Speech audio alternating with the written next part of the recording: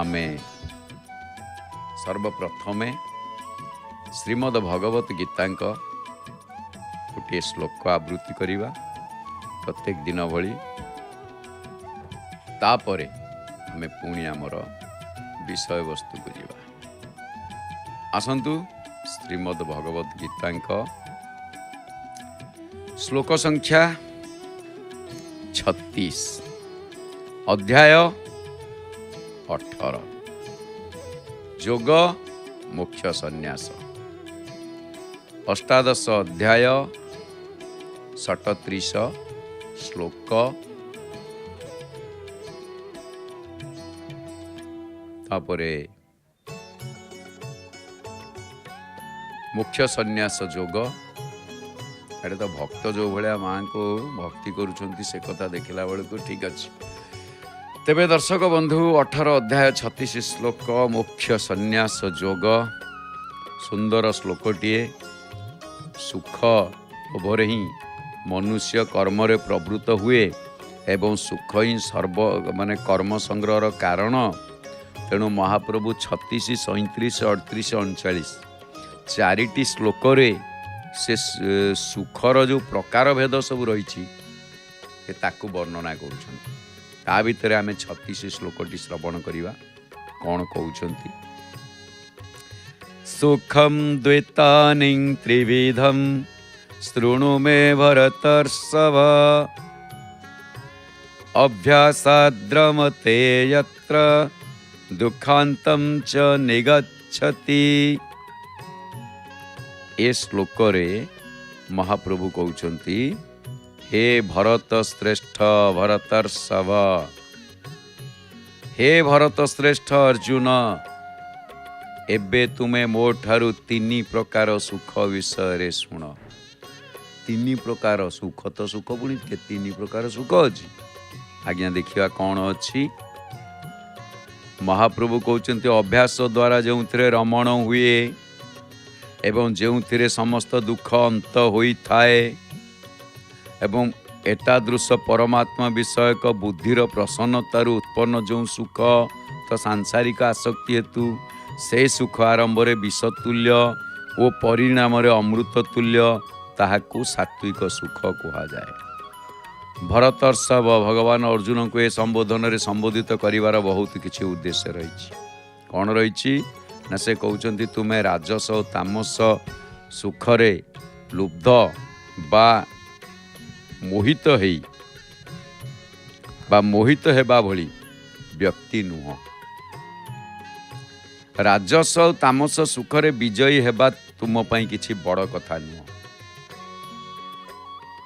एवं तुमे राजस सुख उपरे मध्य विजयी होई सारिछ। अर्थात स्वर्गलोकर उर्वशी परी सुंदरी अप्सरा को मध्य तुमे प्रत्याख्यान कर देइछ। श्रीमद् भगवत गीतार यही जो श्लोकटी रहिला एठी गोटे कथा आपण देखिबे।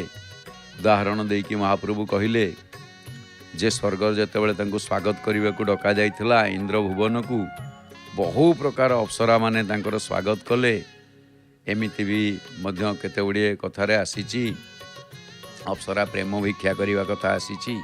तेणु जेतेबेले अप्सरा प्रेम भिक्षा करने को आसीथिले सेतेबेले प्रत्याख्यान करथिले भगवान को ये हूँ गोटे स्वतंत्र माया।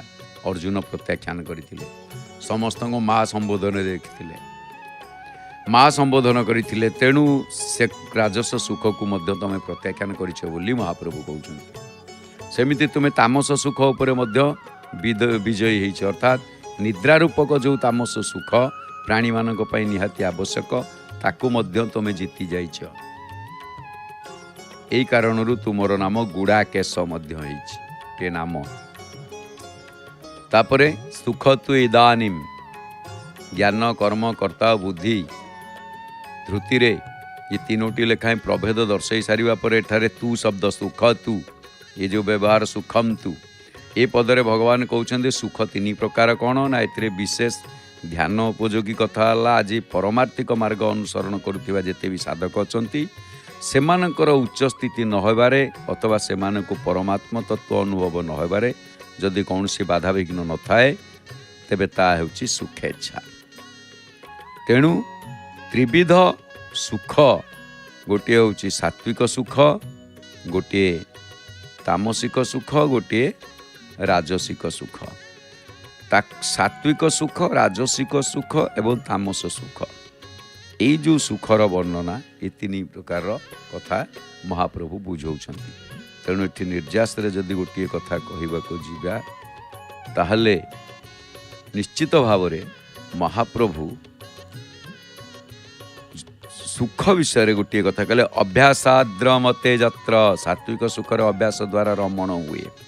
अभ्यास बिना साधारण लोकों के सुख अनुभव हुए नहीं। राजस और तामस सुखर अभ्यास करने को पड़े नहीं। तेणु से प्रत्येक प्राणी स्वाभाविक भाव में आकर्षित हो जाती। राजस और तामस सुखरे इंद्रियगण विषय प्रति मन बुद्धि भोग संग्रह ये सबुरे क्लांत हो गले, निद्रा इत्यादि प्रति स्वतः आकृष्ट हो जाती। तेणुकरी विषयजनित प्रशंसाजनित निद्राजनित सुख समस्त को विशेष भाव में ही भल लगे। जमिति कुकुर प्रवृत्ति अत्यंत नीच प्राणी को मध्य आदर कले से माने खुशी हुअन्ति एवं निरादर कले दुखी हुअन्ति। तेबे तात्पर्य है राजस तामस सुखरे अभ्यासर प्रयोजन नहीं, कारण यही सुख को प्रत्येक प्राणी अन्य जोनि मानक मध्य उपभोग करि आसिछन्ति। किंतु सात्विक सुखर अभ्यास कौन ना श्रवण आउ मनन मध्य अभ्यास, शास्त्र विचार मध्य अभ्यास, राजसी तामसी वृत्ति को दूर करने मध्य अभ्यास। जो राजस तामस सुखरे प्राणी मानकर स्वाभाविक भाव में प्रवृत्ति होची ताठारु बली भिन्न नूतन प्रवृत्तिर सृष्टि करिवार नाम होची अभ्यास। तेणु सात्विक सुखरे अभ्यास करने आवश्यक, किंतु सेतिरे रमण करने परमात्मा प्राप्ति प्रतिबंधक। आउटे कहले दुखांतम न निगच्छति, दुखांतम न निगच्छति। अभ्यास साहाय्य सात्विक सुख प्रति जेते प्रियत्व बढ़ी चले परिणाम रे सेते दुख नाश हो चले एवं प्रसन्नता और सुख आनंद वृद्धि होगाकू लगे। पुणी आत्मबुद्धि प्रसादकम प्रसादजम, आत्मवृद्धि आत्मबुद्धि जो बुद्धि रे सांसारिक मान बड़ीमा धन संग्रह विषयजनित सुख इत्यादि महत्व न थाए, केवल परमात्मा विषयक विचारधारा स्थान पाई थाए, से बुद्धिर प्रसन्नता अर्थात स्वच्छता ही सात्विक सुख उत्पन्न हुए। तेणु तात्पर्य है सांसारिक संजोग जनित सुखरु पूर्ण रूपे विरत होई परमात्मा ठारे बुद्धि लीन हो गले जो सुख मिले ताकू सात्विक सुख कहते। तेरे दर्शक बंधु ये आम श्रीमद भगवत गीता को सांग करवा। आसतु एथर